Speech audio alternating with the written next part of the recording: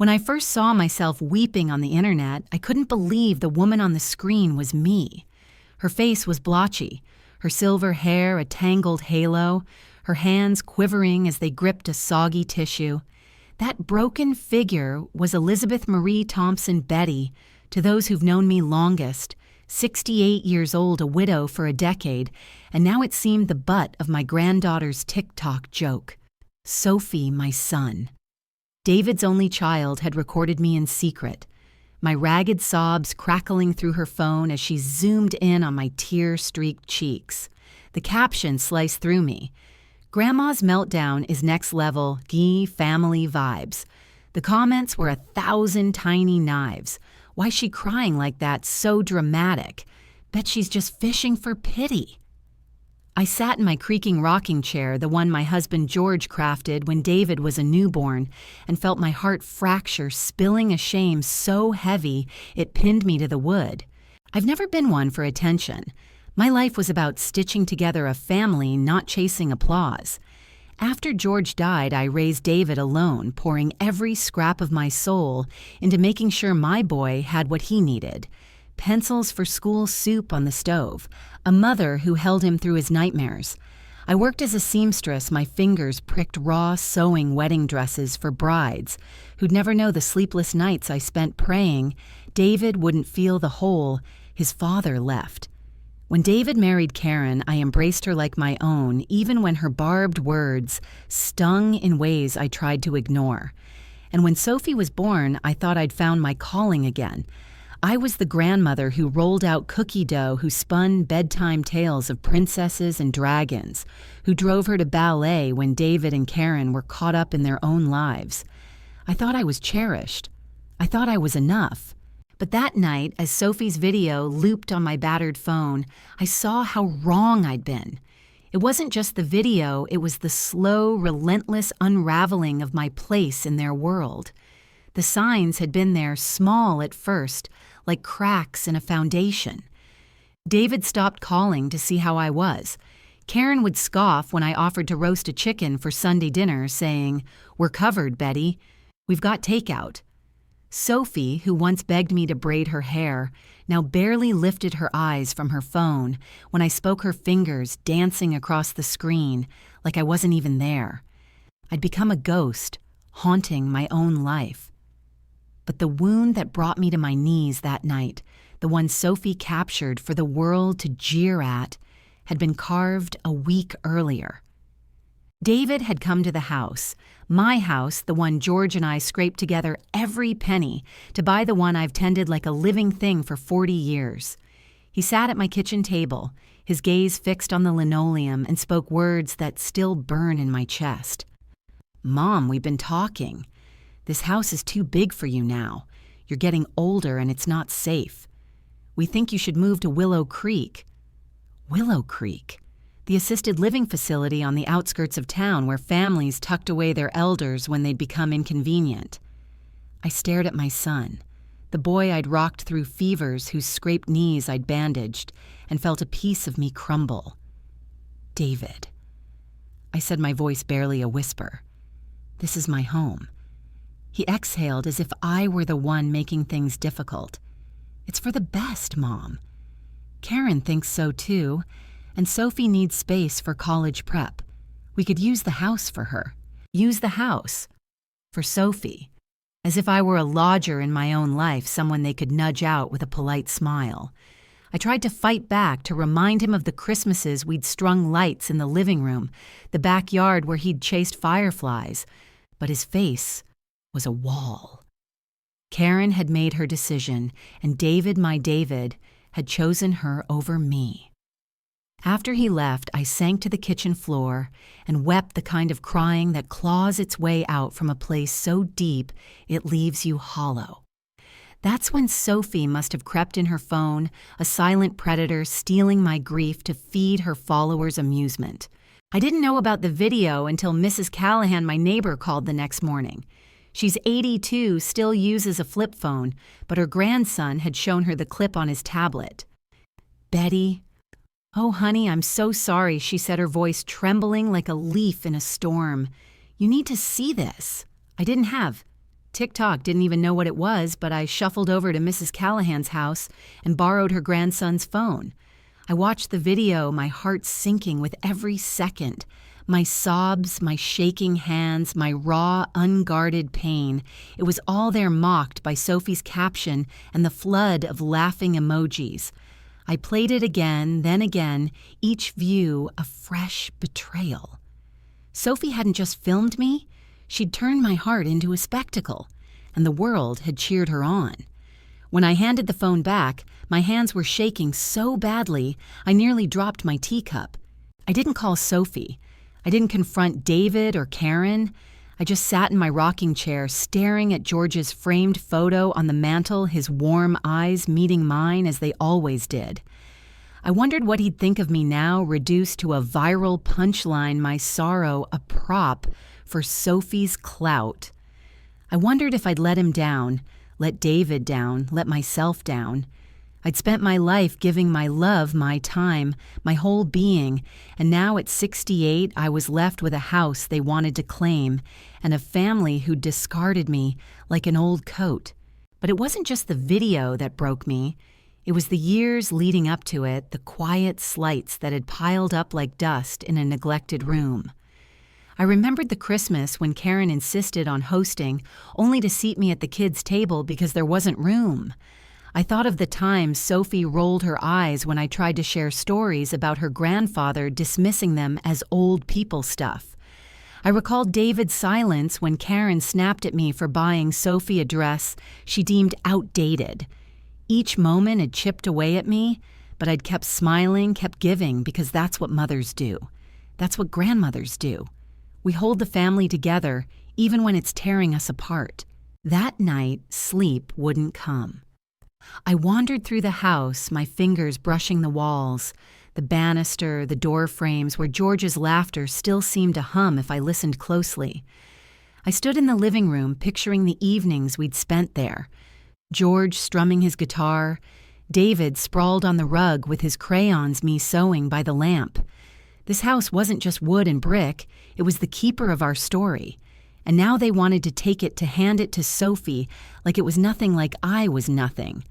I thought of Willow Creek, its beige walls, and forced cheer the nurses who'd pat my hand and call me sweetie.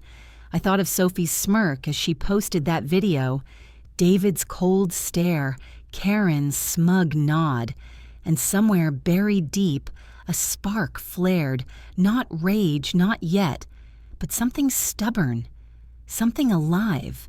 I didn't know what I'd do next. I didn't have a plan, no grand scheme to set things right. But as I stood by the window, watching the moonlight spill across the garden where David once planted marigolds for me, I made a vow. I'd spent my life being what they needed, a mother, a wife, a grandmother always bending to fit their wants. Now I'd find out who Betty Marie Thompson was when the world wasn't watching. I'd spent decades building this family, this home, this life. I wasn't ready to let it go, and I'd make damn sure they'd never laugh at my tears again. The days after I saw Sophie's video felt like walking through a fog so thick I could barely breathe. I stopped answering the phone, letting David's half-hearted voicemails pile up, each one a weak attempt to check in without mentioning the house or Willow Creek. I avoided the kitchen table where he'd sat, his words still hanging in the air like smoke. The house, once my sanctuary, felt too big, too quiet, its rooms echoing with memories I wasn't sure I deserved anymore. I'd catch myself staring at George's photo, waiting for his eyes to tell me what to do, but he just looked back silent and steady as if saying, "Betty, this one's on you." I was 68 years old, and for the first time in my life, I felt like I didn't belong anywhere. Not in my family, not in my home, not even in my own skin. I stopped going to the grocery store, too ashamed to face the cashiers who might have seen the video.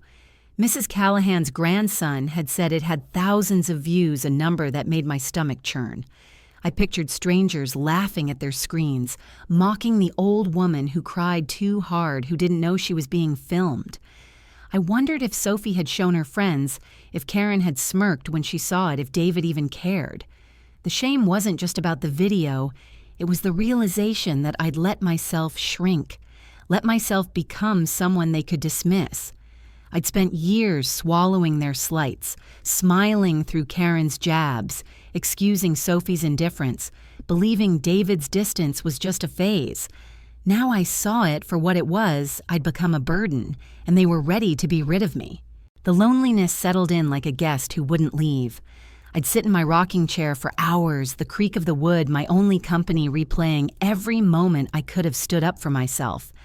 I thought of the time Karen forgot to invite me to Sophie's 16th birthday party, only texting me after the cake was cut. I remembered Sophie snapping at me when I offered to teach her to sew, saying, "Grandma, nobody does that anymore."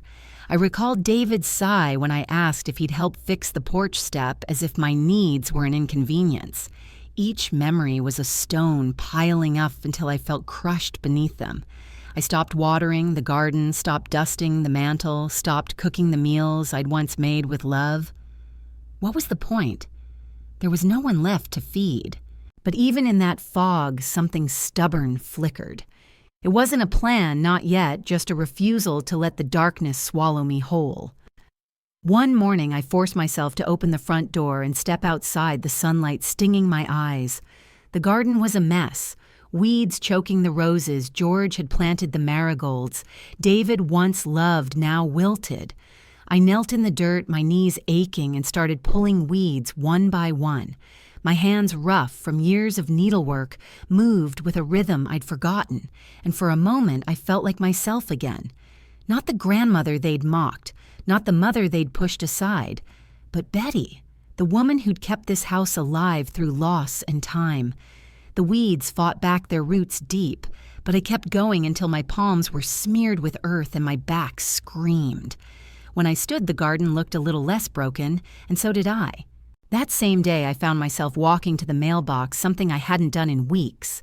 Among the bills and junk mail was a handwritten envelope, the kind you don't see anymore. It was from Clara, my oldest friend, who'd moved to a small apartment across town after her husband passed. We'd been close once, meeting for coffee every Sunday, sharing stories about our kids, our marriages, our dreams. But life had pulled us apart. Her arthritis, my family, the slow drift of time. Her letter was short, but warm, asking how I was inviting me to visit. "I miss your laugh, Betty," she wrote. "Don't be a stranger." I held the paper to my chest, tears pricking my eyes, not from sadness, but from the shock of being remembered. I didn't call Clara right away. I was too raw, too afraid she'd see the video or sense the weight I carried. But her letter stayed on my nightstand, a small light in the dark. I started reading it every morning, letting her words remind me that I wasn't as invisible as I felt. I began to move again, small steps at first. I dusted the mantel, polished George's photo, cooked a single serving of chicken soup, the kind he used to love. I even pulled out my old sewing box, the one I'd tucked away after Sophie scoffed at it. I didn't sew anything, just ran my fingers over the needles and thread, remembering the woman who'd once made beauty from scraps. One afternoon, I found myself at the public library, a place I hadn't visited in years. I'd gone to return a book I'd borrowed for Sophie when she was little, a collection of fairy tales she'd loved until she didn't. The librarian, a young woman with kind eyes, smiled when I handed it over. "This one's a classic," she said. "Did your grandkids enjoy it?" I froze, the mention of Sophie like a pinch to a bruise. But her smile was so genuine, so free of judgment, that I found myself talking. I told her about Sophie, about the stories we'd read, leaving out the video, the betrayal, the house. She listened, really listened, and when I left, she pressed a flyer into my hand. "We have a book club for folks your age," she said. "You should come. I bet you've got stories to share." I didn't go to the book club, not then, but I kept the flyer, tucking it into my purse like a secret. I started walking to the library more often, browsing the shelves, picking up novels I'd never had time to read. I'd sit in a corner by the window, losing myself in stories of women who'd faced their own battles, widows, mothers, survivors. Their strength, even if fictional, felt like a lifeline. I began to write in the margins of my library books just a word or two, thoughts I couldn't say aloud: courage, grief, home. It was small, but it was mine, a way of claiming space in a world that seemed to want me gone. Clara's letter finally pulled me out of the house. I called her one rainy morning, my voice shaky, and she didn't ask why I'd been silent so long. "Betty, get over here." She said, her voice as bright as ever. "I've got tea and too many cookies." When I arrived, her apartment was small but warm, filled with photos of her kids and grandkids, a quilt she'd made draped over the couch. We talked for hours about George, about her husband, about the ache of growing older in a world that rushes past. I didn't tell her about the video, but I told her about David, about the house, about feeling like I'd lost my place. She took my hand, her fingers gnarled but strong, and said, "Betty, you're still here. That's more than most can say. Don't let them take that from you." Her words stayed with me like a seed planted in cracked soil. I started tending the garden again, pruning the roses, planting new marigolds. I sewed a patch onto an old apron, the stitches uneven but satisfying. I wrote more in my library books, whole sentences now about George's laugh, David's childhood, the woman I used to be. I wasn't ready to fight back, not yet, but I was starting to remember who I was. And then one evening, I found something that changed everything. I was cleaning out the guest room, the one Sophie used to sleep in when she stayed over. Under the bed, tucked in a forgotten notebook, was a printed essay, the kind high school seniors write for college applications. Sophie's name was at the top, along with the words, "Scholarship Entry." I sat on the floor, my back against the bed frame, and read it. It was about me, or rather a version of me that didn't exist. Sophie had written that I'd been a distant, neglectful grandmother, too, caught up in my own grief to care for her. She described me as cold, selfish a woman who'd failed her family. It was a lie, every word crafted to win sympathy, and a full-ride scholarship. My hands shook as I read it again, the betrayal sharper than the video, deeper than David's words. Sophie hadn't just mocked me. She'd rewritten my life to make herself the hero. I didn't cry. I folded the essay and slipped it into my pocket, my heart pounding with something new. Not anger, not quite, but a clarity I hadn't felt in years. I'd been invisible for too long, but I was still here, and I was done letting them define me. The discovery of Sophie's essay sat inside me like a stone, heavy and unyielding, but it didn't break me the way the TikTok video had. Instead, it sharpened something, a quiet resolve that had been buried under years of self-doubt. I didn't tell anyone about the essay, not Clara, not Mrs. Callahan, not even the librarian who'd started greeting me by name during my library visits. I kept it folded in my purse, its edges softening from my touch, a secret that felt both like a wound and a weapon. I wasn't sure what I'd do with it, but holding it gave me a strange kind of power, as if I'd reclaimed a piece of myself that Sophie had tried to steal. The house, still too quiet, began to feel less like a tomb and more like a place where I could start again, even if I didn't know what that meant yet. The loneliness hadn't gone away. It was still there, curling around me at night, when the crickets outside seemed louder than my own thoughts. But I was learning to live with it, to let it sit beside me, instead of swallowing me whole. I kept tending the garden, the roses now blooming in defiance of the weeds I'd pulled. The marigolds were coming in strong, their golden heads nodding in the breeze, and every time I saw them, I thought of David as a boy, his small hands patting the soil beside me. That memory used to hurt, but now it felt like a reminder of who I'd been, a mother who built something beautiful, even when the world tried to take it away. I started cooking again, simple things like cornbread or vegetable stew, and I'd eat at the kitchen table, refusing to let David's words haunt the space. The food tasted better than it had in months, maybe, because I was cooking for myself, not for approval. Clara became my anchor. We started meeting once a week, sometimes at her apartment, sometimes at the little diner on Main Street, where the waitresses knew our orders by heart. She'd tease me about my fancy cardigans, and I'd laugh, really laugh, for the first time in what felt like years. Clara had her own battles. Her daughter lived across the country, and rarely called her knees ached so badly she could barely climb stairs. But she carried herself with a lightness I envied. One afternoon over chamomile tea, she told me about a poetry reading she'd gone to at the community center. "Betty, you should come next time," she said, her eyes bright. "You've got a way with words. I bet you'd love it." I brushed it off, saying I wasn't one for crowds, but her invitation lingered, another seed, planted in the soil of my rebuilding heart. I didn't go to the poetry reading, but I started writing again, something I hadn't done since I was a girl, dreaming of stories bigger than my small town. Back then, I'd scribble poems in a notebook, hiding them under my mattress so my mother wouldn't call them foolish. After George died, I'd stopped too consumed with raising David to think about myself. But now, in the quiet of my living room, I pulled out an old journal and began to write, not poems, not yet, but fragments of my life. I wrote about the way George's hands felt when he held mine, rough from carpentry, but gentle as a whisper. I wrote about David's first day of school, his backpack too big for his shoulders. I wrote about the ache of being invisible, the sting of Sophie's betrayal, the weight of David's words. The words weren't beautiful, but they were true, and they were mine. The library became my sanctuary. I'd go almost every day, slipping into my corner by the window with a novel or a notebook. The librarian Emily started saving books for me, stories about women who'd found their way after loss, who'd built lives from the ashes of what they'd left behind.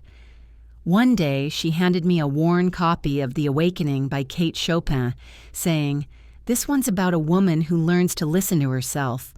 I think you'll like it." I read it in one sitting, my heart racing as Edna Pontellier chose her own path, even when it cost her everything. I wrote in the margins, "She was brave." Emily never mentioned the book club again, but she'd ask about my reading her questions, gentle but curious, as if she saw something in me I wasn't ready to name. I started noticing other people at the library, older women like me, their faces lined with stories they didn't share. One of them, a woman named Ruth, with white hair pinned in a bun, always sat at a table with a stack of history books. One day, our eyes met, and she smiled a small, knowing thing that felt like an invitation. I didn't approach her, but I started nodding when I saw her, and she'd nod back, a quiet acknowledgement that we were both here, both still fighting to be seen. Those small connections, Emily's kindness, Ruth's nod, Clara's laughter were like threads stitching me back together, even if the seams were still fragile. The essay stayed in my purse, a constant reminder of Sophie's lie. I'd take it out sometimes late at night and read it under the glow of my bedside lamp. Her words painted me as a ghost of a grandmother, distant and uncaring, a woman who'd left her granddaughter to fend for herself. It was fiction, but it hurt because it was so close to how they treated me, like I was already gone. I thought about confronting Sophie about calling David and Karen, but every time I reached for the phone, I stopped. They wouldn't listen. They'd twist it, make me the villain, just like Sophie had in her essay. But the more I read it, the more I saw something else. Not just betrayal, but opportunity. The essay was for a scholarship, a full ride to a university I recognized from Sophie's chatter about college. It was her ticket out her pride and joy, and it was built on a lie about me. I didn't act on it, not yet, but I started paying attention to Sophie's life in a way I hadn't before. I'd hear her voice through the walls when she visited David and Karen next door, her laughter sharp and careless. I'd see her posts on the computer. Mrs. Callahan's grandson helped me set up photos of her posing with friends, captions about living her best life. She never mentioned me, never checked on me, never apologized for the video. The comments on her TikTok had slowed, but the video was still there, racking up views, a permanent mark of my humiliation. I didn't cry anymore when I saw it. Instead, I felt that spark inside me grow, fed by the essay, by my writing, by the small ways I was clawing my way back to myself. One evening, Clara convinced me to go to the community center not for the poetry reading, but for a knitting circle she swore would be just our speed. I hadn't knitted in years, but I went clutching a pair of George's old needles like a lifeline. The room was filled with women my age, their hands busy with yarn, their voices a soft hum of stories and laughter. I sat next to a woman named Marjorie who showed me how to cast on without making me feel foolish. As we worked, she talked about her son who'd moved to California and rarely called. "But I keep going," she said, her needles clicking, "because I'm more than his mother. I'm me." Her words hit me like a bell, clear and true. I knitted a lopsided scarf that night, and when I got home, I hung it on the back of my rocking chair, a small trophy of my survival. I started to dream again, not the restless dreams of loss, but dreams of possibility. I imagined writing something real, maybe a book, not for fame, but for myself. I pictured the garden blooming next spring, the roses and marigolds, a testament to my stubborn heart. I thought about the essay about Sophie's lies about the university that might care if they knew the truth. I wasn't ready to act, but I was preparing, gathering strength in the quiet moments, every word I wrote, every weed I pulled, every nod from Ruth, every laugh with Clara. I was Betty Marie Thompson, and I was still here, even if they didn't see me. But they would. Soon. The essay in my purse became a kind of talisman, its weight grounding me as I moved through the days. I didn't read it every night anymore, but I knew it was there, a reminder of Sophie's betrayal and a spark for the fire growing inside me. The loneliness still lingered, a shadow that followed me through the house, but it no longer ruled me.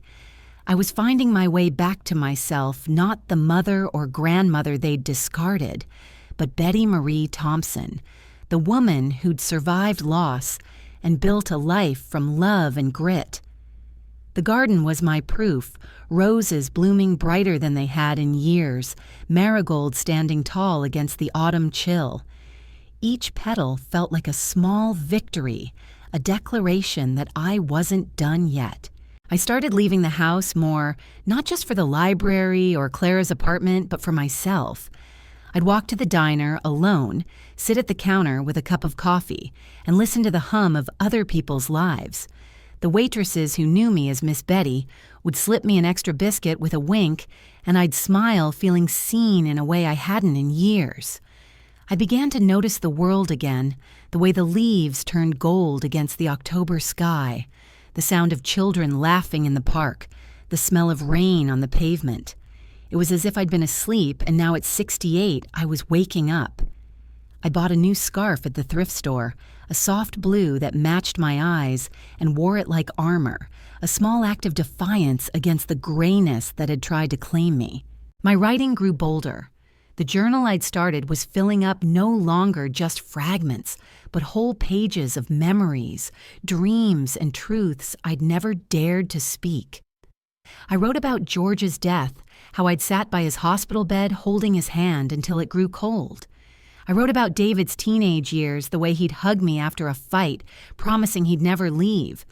I wrote about Sophie's video, the shame it brought, and the essay, the lie that cut deeper than any laugh. But I also wrote about the garden, about Clara's tea, about the scarf I'd bought. I wrote about the woman I was becoming, someone who didn't need their approval to exist. Sometimes I'd read my words aloud to George's photo, my voice steady, and I'd swear his eyes smiled back. Clara noticed the change. "You've got a spark, Betty," she said one afternoon as we sat in her apartment knitting needles clicking between us. "Like you're up to something." I laughed, brushing it off, but she wasn't wrong. I was up to something, even if I didn't have a name for it yet. I'd started going to the knitting circle regularly, finding comfort in the rhythm of the needles and the stories the women shared. Marjorie, the one who'd taught me to cast on, became a friend. Her dry humor, a balm for my wounds. She'd lost her husband to cancer and her daughter to distance. But she'd built a life anyway. Volunteering at the animal shelter painting, watercolors planting a herb garden. You don't stop living just because they stop seeing you, she told me one evening, her eyes sharp. I nodded, thinking of the essay of Sophie's lies of the house they wanted to take. I decided to take a bigger step. At the library, I asked Emily about the book club she'd mentioned months ago. Her face lit up and she handed me a flyer with the next meeting's date. "It's mostly folks your age," she said. "We're reading The Secret Garden this month. I think you'd fit right in." I hesitated, the old fear of being judged creeping in, but I took the flyer and promised to think about it. That night, I pulled out an old copy of The Secret Garden from my bookshelf, one I'd read to Sophie when she was small. The pages were yellowed, marked with her childish scribbles, and as I read, I felt a pang, not just for the past, but for the girl I'd been the one who believed in magic and second chances. I went to the book club the following week, my heart pounding as I stepped into the library's meeting room. The group was small 8 women with kind faces, including Ruth, the white-haired woman I'd seen reading history books. They welcomed me like I'd always belonged, and when I shared my thoughts on Mary Lennox's transformation, my voice didn't shake. Ruth caught my eye after saying, "You've got a way of seeing things, Betty. Keep coming back." I did. The book club became a ritual, a place where I could be myself without apology. I started speaking more, sharing stories about my life, not the pain, not yet, but the good things. George's carpentry, David's childhood pranks, the way Sophie used to dance in the living room. The women listened, and I realized my stories mattered even if my family didn't think so. I began to see my value not as a mother or grandmother, but as Betty, a woman with a voice and a history. I bought a new notebook, a leather-bound one with crisp pages, and started writing in earnest, not just for myself, but with the faint dream of sharing it someday.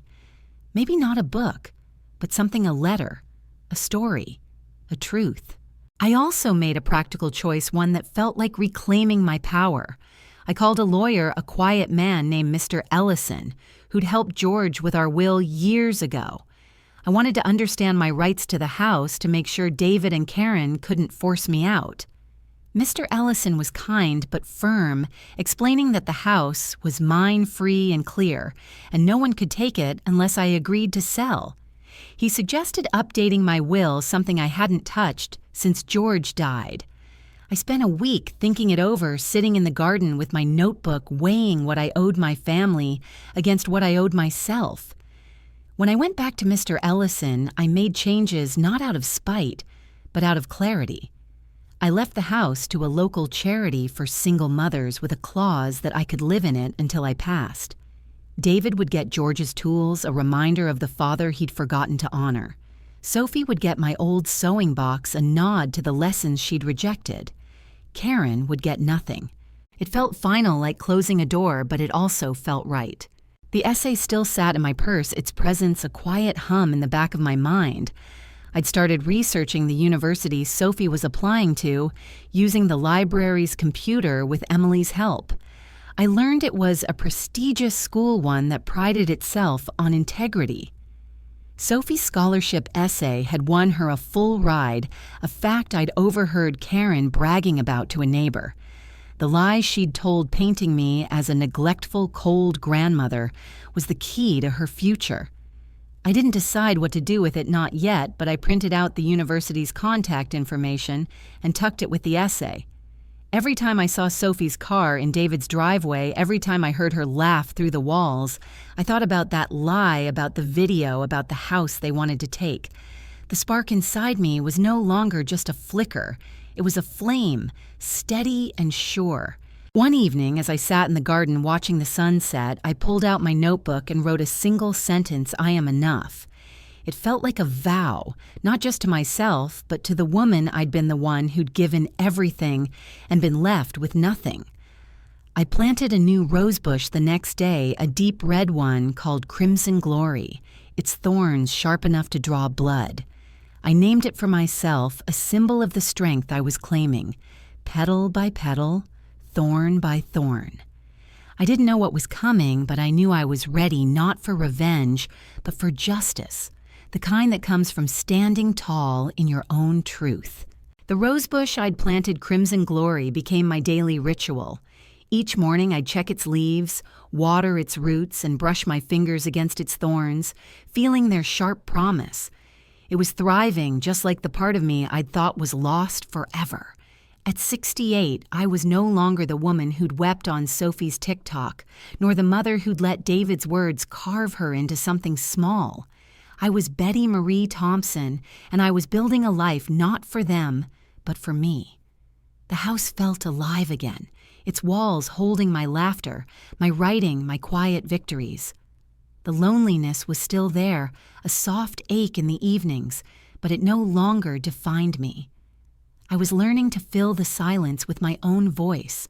My days took on a rhythm one I hadn't known since George was alive. I'd wake early, brew coffee, and sit in the garden with my notebook writing stories that felt truer with every word. I wrote about the summer David broke his arm and still tried to climb the oak tree, about George's habit of humming off-key, while he sanded wood, about the way Sophie's eyes used to light up when I braided her hair. But I also wrote about the present, about the book club, where I'd found a circle of women who saw me, about Clara's wicked sense of humor, about the way Emily at the library slipped me new books like they were secrets. I wrote about the essay too, though I kept those pages hidden, my anger at Sophie's lie tempered by a growing clarity. I wasn't writing to hold on to pain, but to make sense of it, to claim my story before anyone else could twist it. The book club became my sanctuary. Every Thursday I'd walk to the library, my blue scarf tied neatly, and sit with Ruth, Marjorie, and the others, our voices weaving through stories like Anne of Green Gables, or Their Eyes Were Watching God. I started sharing more, not just about the books, but about my life.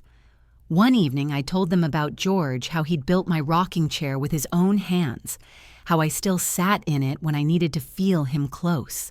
The women listened, their eyes soft, and Ruth reached for my hand, saying, "You carry him with you, Betty. That's a gift." I cried then, but not from sadness. It was the relief of being heard, of mattering. I started bringing my notebook to the meetings, reading bits of my writing when they asked. Their encouragement was gentle but fierce, and for the first time I wondered if my words could be more than a private refuge, maybe a way to reach others, to tell the truth about women like us, the ones the world tries to forget. I kept going to the knitting circle too, my fingers growing surer with every stitch. Marjorie taught me to make a baby blanket, soft yellow wool that felt like hope in my hands. I didn't have anyone to give it to. Sophie was long past the age of blankets, and David's family felt like strangers. But I knitted anyway, for the act itself, for the joy of creating something whole. One evening, Marjorie brought a flyer for a craft fair at the community center, where locals could sell their work. "You should bring your scarves, Betty," she said. "And that blanket. People would love them." I laughed, saying I wasn't a professional, but she waved me off. "You don't need to be. You just need to show up."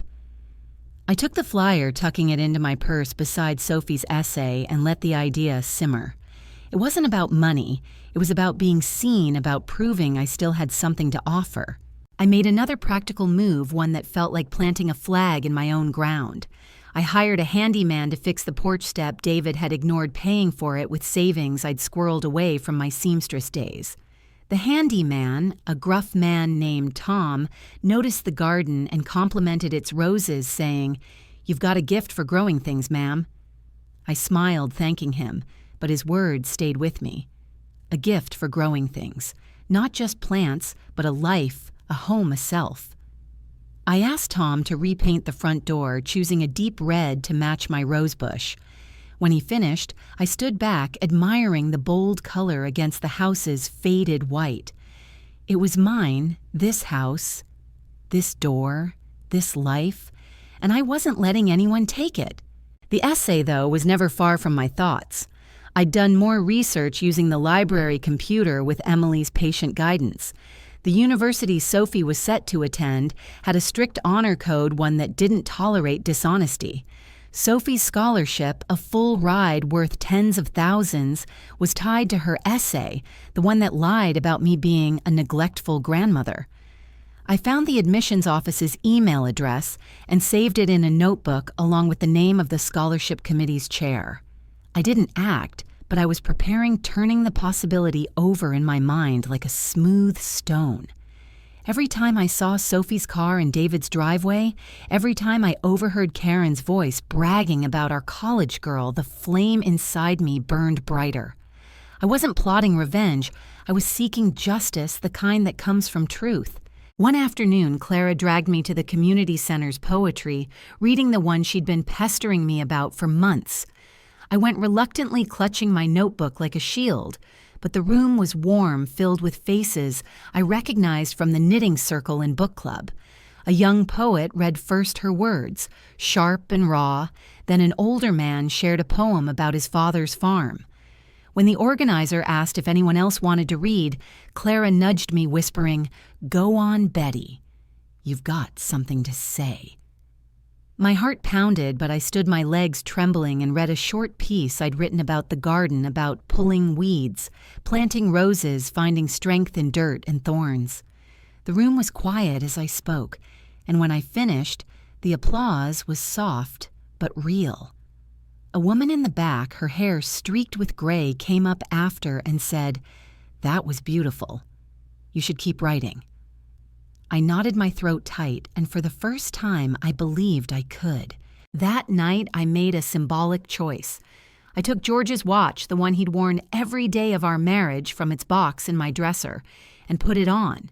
It was too big, the leather band loose on my wrist, but it felt right, like carrying him with me as I stepped into this new version of myself. I wore it to the craft fair a week later, where I set up a small table with my scarves and the yellow baby blanket. I didn't sell much a scarf to Marjorie, the blanket to a young mother with a toddler, but standing there talking to strangers about my work, I felt a pride I hadn't known in years. A local newspaper photographer snapped my picture, and when the article came out there, I was smiling beside my table, the caption calling me Betty Thompson, local artisan.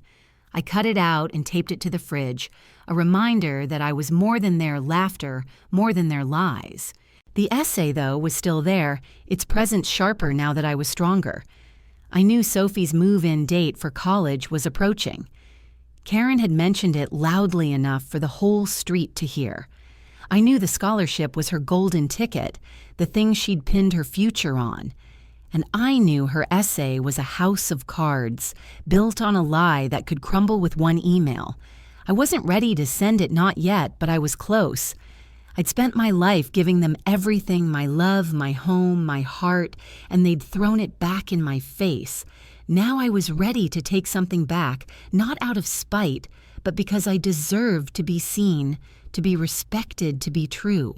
As I sat in my rocking chair that night, George's watch ticking softly on my wrist, I looked at the garden through the window, the roses glowing under the moon. I'd grown something beautiful, not just in the dirt, but in myself. And I wasn't done growing yet. The craft fair marked a turning point, a moment where I saw myself not as the woman Sophie had mocked or David had dismissed, but as Betty Marie Thompson, someone with a place in the world. The newspaper clipping on my fridge with its grainy photo of me smiling beside my scarves became a daily reminder I was still here, still creating, still growing. The roses in the garden, especially Crimson Glory, were in full bloom now, their red petals a mirror of the fire inside me. At 68, I was no longer hiding, not from my family, not from the world, not from myself. The essay in my purse was still there, its edges worn from my touch, but it no longer felt like a wound. It was a choice one I was ready to make, though I hadn't decided when or how. For now I was focused on building on claiming the life I deserved. My writing had become a lifeline, each word a step toward the woman I was becoming. The leather-bound notebook was nearly full, its pages crowded with stories, memories and truths I'd spent years ignoring. I wrote about the night George proposed, his voice shaking as he knelt in the garden. I wrote about David's first heartbreak, how he'd cried in my arms, promising he'd never love again. I wrote about Sophie's betrayal, not just the video, but the essay the way she'd turned me into a villain to win her future. But I also wrote about joy, about the book club's laughter, about Clara's teasing, about the way the library smelled of old paper and possibility. I started typing my words on the library's computer, Emily showing me how to save them on a thumb drive. "You could publish these." "Betty," she said one day, her eyes serious. I laughed, but the idea took root, a quiet dream I wasn't ready to dismiss. The book club was my haven, a place where my voice mattered. We were reading A Room of One's Own by Virginia Woolf, and I found myself underlining passages about women needing space to create, to think, to be. During one meeting, I read a passage aloud, my voice steady, and shared a story about sewing dresses in my youth, how I dreamed of designing my own line before life pulled me elsewhere. Ruth, her white hair glowing under the library's lights, said, "You're designing something now, Betty. Your life, your words. That's more than most." Her words settled in me, and I started bringing my writing to share a paragraph about the garden, a memory of George, a reflection on loss. The women listened, their nods and murmurs like stitches binding me to them, to myself. I kept knitting too, my hands steadier with every project. The craft fair had given me confidence, so I signed up for another this time with Marjorie's help. We shared a booth, her watercolors beside my scarves, and a new baby blanket, this one blue as the scarf I wore. The fair was busier, and I sold almost everything, pocketing enough to buy a new sewing machine, a small indulgence that felt like a promise. People stopped to talk, asking about my work, my garden, my life. A woman my age bought a scarf and said, "You've got a gift, Betty. Don't stop." I smiled, thinking of Tom, the handyman's words about growing things. I was growing not just roses, but a legacy, one stitch, one word, one choice at a time. I made another bold move, one that felt like drawing a line in the sand. I invited Clara, Marjorie, and Ruth to the house for tea, something I hadn't done in years. I spent the day cleaning, polishing the oak table, baking lemon scones from George's mother's recipe. The house smelled of citrus and warmth, and when they arrived, their laughter filled the rooms, chasing away the silence that had haunted me. We sat in the living room, George's rocking chair creaking under me, and talked about everything, books, children, dreams we'd buried and were now unearthing. Clara teased me about my famous newspaper photo, and Ruth asked to see the garden. As we stood among the roses, Marjorie said, "This is you, Betty. Tough and beautiful." I hugged them before they left my heart full in a way I hadn't thought possible. The house was mine in a deeper way now. I'd had Mr. Ellison, the lawyer, double-check the paperwork, ensuring no one could challenge my ownership. I started small renovations, new curtains in the living room, a fresh coat of paint in the kitchen, soft yellow to match the marigolds. I hung a mirror by the front door, its frame carved with flowers, and every morning I'd look at myself, at the lines on my face, the silver in my hair, and say, "You are enough." George's watch stayed on my wrist, its weight a reminder of the man who'd loved me and the woman I was honoring by living fully now. The essay, though, was a drumbeat in my mind.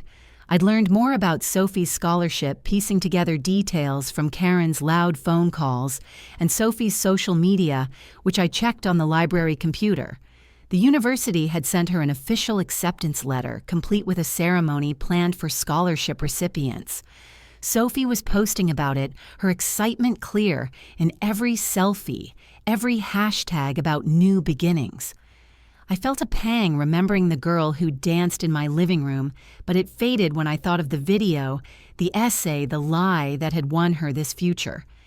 I printed out a draft email to the university's admissions office, addressing it to the scholarship committee chair.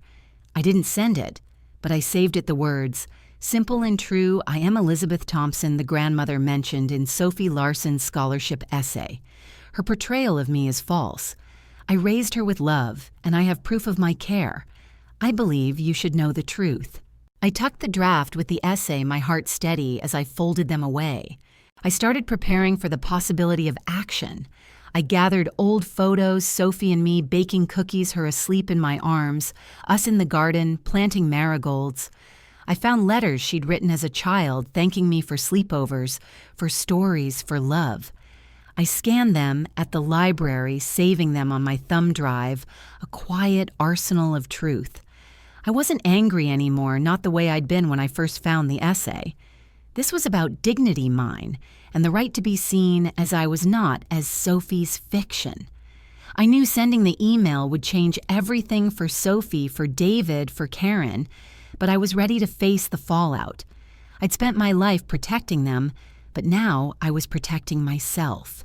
One evening, I did something symbolic, a gesture to mark the woman I'd become. I took an old letter from David, one he'd written after George died, promising to always take care of me. I read it one last time, then burned it in the garden, the ashes falling among the roses. It wasn't anger, it was release away of letting go of the promises they'd broken, so I could hold on to the ones I was making to myself. I planted a new marigold where the ashes fell, its roots, sinking into the earth I'd reclaimed. As I stood there, George's watch ticking softly, I felt whole, not because they loved me, but because I did. The university's scholarship ceremony was a week away, and I knew Sophie would be there shining in the spotlight she'd built on her lie. I didn't know if I'd send the email before or after, but I knew I would send it. Not to destroy her, but to reclaim my truth, to show the world and myself that Betty Marie Thompson was no one's villain. I was a woman who'd loved fiercely, who'd survived betrayal, who'd grown roses from thorns, and I was ready for them to see me. The morning of Sophie's scholarship ceremony dawned clear and crisp, the kind of autumn day that made the garden glow. I woke early, my hands steady as I brewed coffee and watered Crimson Glory, its red petals catching the light like a warning. The essay, the draft email, and the scanned photos were in a folder on my kitchen table, no longer hidden in my purse, but out in the open, a testament to the choice I'd made. I hadn't sent the email yet, but the decision was firm-rooted in the strength I'd built over months of writing, knitting, and reclaiming my life. At 68, I was done being invisible, done letting Sophie's lies define me. Today, I would take back my story, not with anger, but with the quiet dignity of truth. I dressed carefully, choosing a navy dress I'd sewn years ago, its stitches still perfect, and the blue scarf that matched my eyes. George's watch hugged my wrist, its soft, ticking a reminder of the man who'd believed in me and the woman I'd become. I looked in the flower-carved mirror by the front door, my reflection steadied the lines on my face, no longer marks of shame, but proof of a life fiercely lived. "You are enough," I whispered, and for the first time I believed it without question. I slipped the folder into my bag alongside my notebook and left the house, the red door closing behind me with a satisfying click. The university was an hour's drive, and Clara insisted on coming with me. "You're not doing this alone, Betty," she said, her voice firm as she climbed into my old sedan, her cane resting between her knees. I didn't tell her everything, just that I needed to address something about Sophie's scholarship, something that mattered to my heart. She didn't pry, but her presence, warm and unwavering, was enough. We drove in comfortable silence, the radio playing soft jazz, the countryside rolling past in a blur of gold and green. My mind was clear, the draft email's words etched in my memory. I am Elizabeth Thompson, the grandmother mentioned in Sophie Larson's scholarship essay. Her portrayal of me is false. I'd added the scanned photos and letters as attachments, proof of the love I'd given the grandmother I'd been. It was simple, direct, undeniable. The ceremony was held in the university's auditorium, a grand space filled with proud families, balloons, and banners, congratulating the scholarship recipients. Clara and I slipped in, quietly taking seats near the back. I saw David and Karen in the front row, Karen's hair piled high, David's shoulders stiff in a suit. Sophie was on stage radiant in a green dress, her smile wide as she chatted with other students. My heart tugged, remembering the little girl who'd clung to my hand, But the ache faded when I thought of the video, the essay, the house they'd tried to take. I wasn't here to hurt her, but to set the truth free to reclaim the dignity they'd stolen. The program began with speeches, deans, donors, a student representative praising the recipient's honesty and resilience. I gripped Clara's hand, my pulse steady but strong. When Sophie's name was called, she stood her smile dazzling as she accepted a plaque, the audience clapping warmly. Karen beamed, snapping photos, while David nodded, his face unreadable. I waited, letting the moment pass, knowing my truth didn't need a spotlight to shine. After the ceremony, families milled about, taking pictures and sipping punch. I told Clara to wait and walked toward the admissions office, the folder in my bag, a quiet wait. The office was nearly empty, most staff at the ceremony, but a young woman at the desk looked up when I approached. "I need to speak with the scholarship committee chair." I said, my voice calm but firm. She hesitated, saying the chair was busy, but I stood taller, George's watch ticking like a heartbeat. "It's important. It's about a recipient's essay." She nodded, disappearing into a back room, and returned with Dr. Helen Carter, a woman in her 50s with sharp eyes and a no-nonsense air. I introduced myself, handed her the folder, and said, "My granddaughter, Sophie Larson, wrote an essay for your scholarship. It's a lie. I'm here to set the record straight." Dr. Carter invited me into her office, her expression unreadable as she opened the folder. I sat across from her, my hands folded, and told her everything, not just about the essay, but about the video, the years of neglect, the house David wanted to take. I spoke of the love I'd given Sophie, the cookies we'd baked, the stories we'd shared, the garden we'd planted. I pointed to the photos, the letters, the proof of who I'd been to her. My voice didn't waver, though my eyes stung when I described the tick-tock, the laughter that had followed. "I'm not here to punish her," I said. "But the truth matters. I raised her with love, and she used my name to lie. Your university deserves to know." Dr. Carter listened, her face softening as she read the essay, then the letters, then my email draft. She asked questions about Sophie's childhood, my role in her life, the timeline of the video. I answered honestly, feeling lighter with every word, as if I were shedding the weight of their betrayal. When I finished, she leaned back, her fingers steepled. "Mrs. Thompson, this is serious. Our scholarship program values integrity. If what you say is true, we'll need to investigate." I nodded, knowing what that meant, knowing Sophie's scholarship hung in the balance. "I understand," I said. "I just want the truth to be known." She thanked me, promising to follow up, and I left the office, my steps steady, Clara, waiting for me in the hall.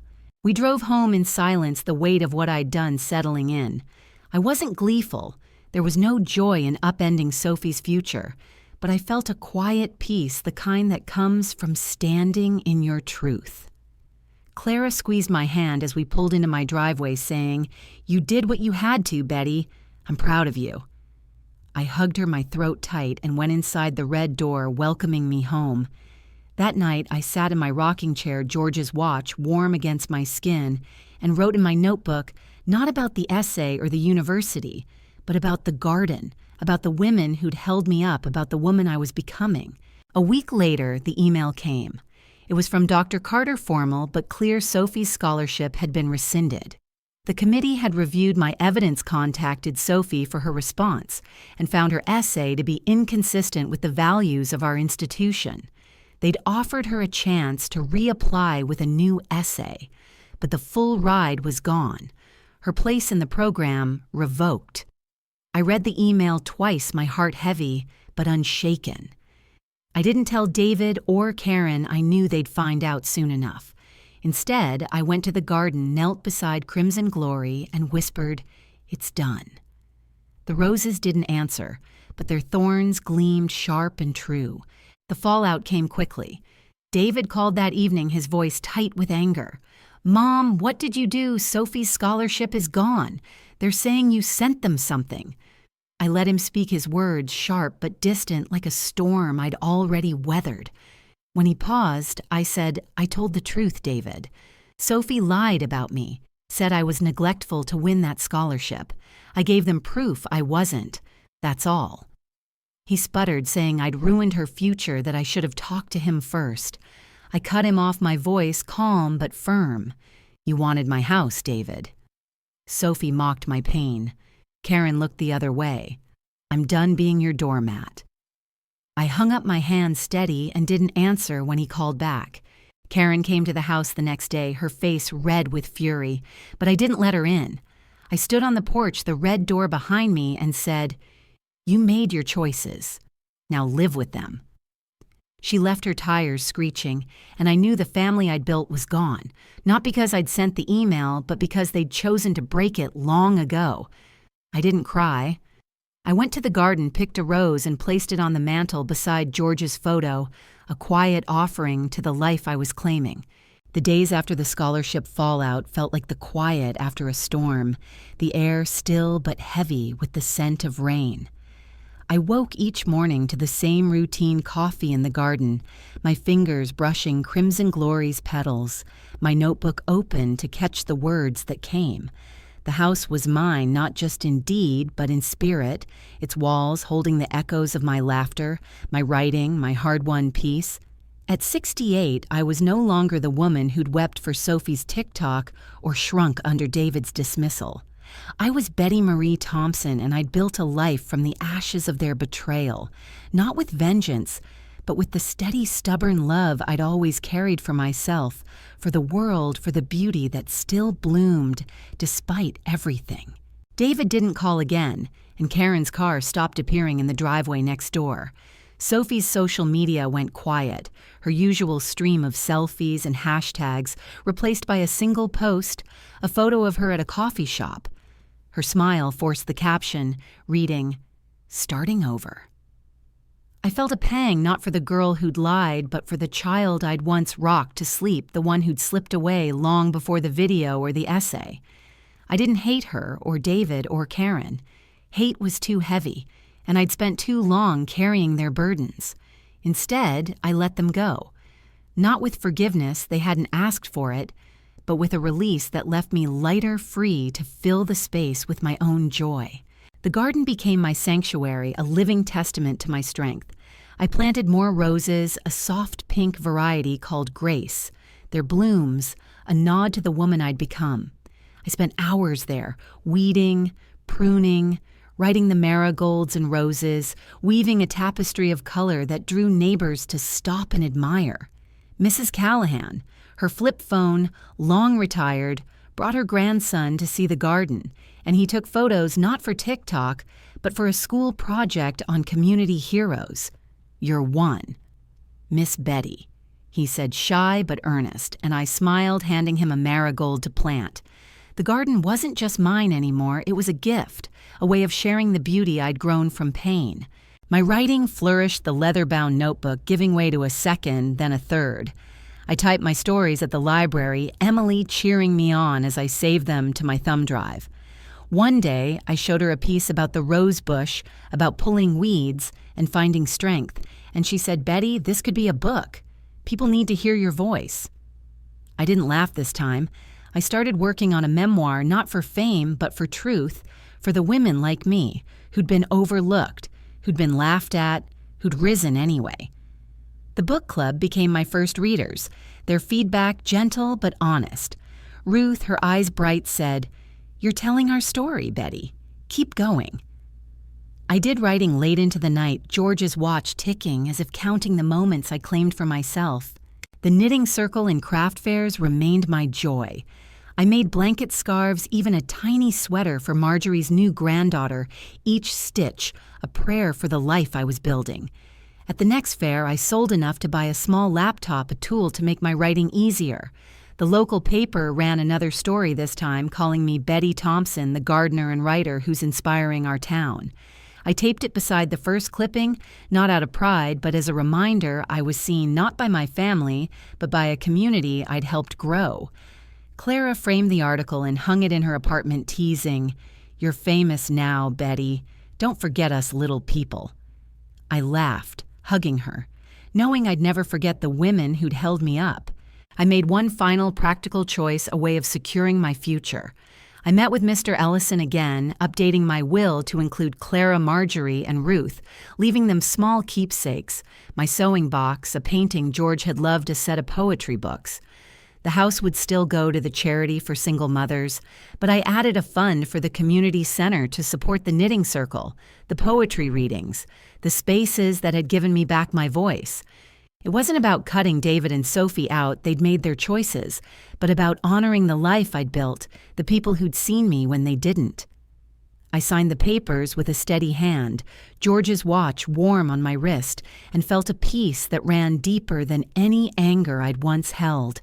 The university never contacted me again, but I heard through Mrs. Callahan that Sophie had enrolled part-time at a local college, working at a bookstore to pay her way. David and Karen sold their house and moved across town, their absence a quiet relief. I didn't reach out, and they didn't either. The family I'd poured my heart into was gone, but I wasn't alone. Clara, Ruth, Marjorie, Emily, the women at the book club, the faces at the craft fair. They were my family, now bound not by blood but by choice, by the love that grows when you show up for each other. One evening, as the first frost kissed the garden, I did something to mark the end of this chapter. I took my old wedding ring, the one I'd stopped wearing after George died, and buried it beneath crimson glory. It wasn't about letting go of him. His love was still with me in the watch and the rocking chair in my heart, but about honoring the woman I'd become on my own. I knelt in the dirt, my fingers cold but sure, and whispered, "This is for me." The roses stood silent, their thorns gleaming, and I knew they understood. I sat in my rocking chair that night, the house warm around me, and wrote a final entry in my notebook, not for the memoir, but for myself. "You are enough," I wrote, "not because they love you, not because they see you, but because you choose to honor yourself every day." I closed the notebook, set it on the mantel beside George's photo, and looked out at the garden, the roses and marigolds glowing under the moon. I was at peace, not because the pain was gone, but because I'd built something stronger, a life, a voice, a truth that no one could take.